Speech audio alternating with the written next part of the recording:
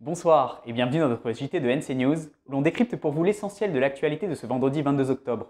On commence par le focus du jour sur les nouvelles activités qui seront autorisées dès la semaine prochaine après le confinement strict du week-end.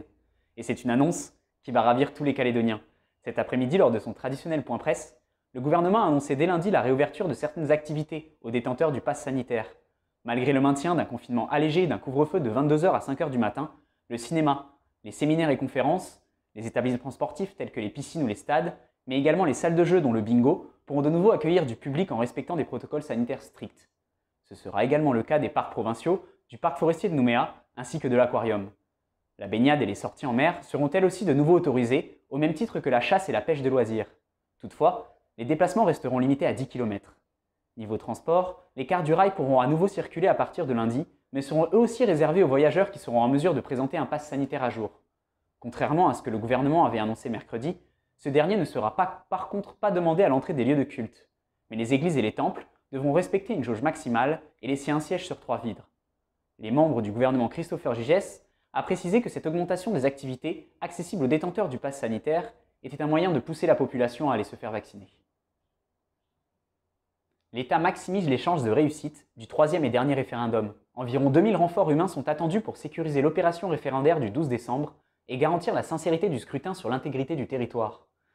Les arrivées des gendarmes et policiers s'échelonneront jusqu'à début décembre par des vols Air Calin spécialement affrétés pour l'occasion, avec à leur bord des matériels de remplacement. Une présence accrue des forces de l'ordre qui permettra par ailleurs de lutter contre l'insécurité routière et la délinquance au quotidien, mais aussi contre les appels à la haine sur les réseaux sociaux. À ce titre, 60 enquêteurs supplémentaires sont attendus.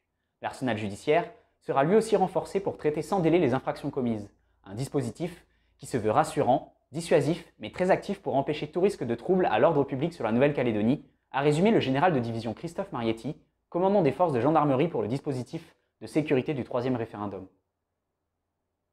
Plusieurs dizaines de salariés d'Air Calin étaient mobilisés aujourd'hui devant le siège de la compagnie à Nouméa. Le but de ce rassemblement était de contester l'obligation vaccinale officiellement en vigueur au 31 octobre pour le personnel navigant. Les salariés non vaccinés redoutent en effet une perte de leur emploi dans les prochaines semaines, un manque de considération pour ces derniers qui estiment avoir contribué à l'effort du pays depuis plus d'1 an entre livraison de fret, produits médicaux ou encore évacuation sanitaire. La province sud a voté plus tôt cette semaine la création du premier centre de rupture pour les mineurs primo-délinquants du territoire à Néméara, du côté de Bourail. Ils seront proposés sur décision du juge des séjours de quelques mois pour des jeunes de 12 à 18 ans afin de leur permettre de rompre avec leurs habitudes de vie quotidienne et leur mauvaise fréquentation. Ces primo-délinquants y feront notamment un travail sur le savoir-être, les valeurs, l'estime de soi et le goût du travail, a précisé la présidente de la province sud Sonia Baquès. Le centre devrait accueillir ses premiers pensionnaires en juin 2022.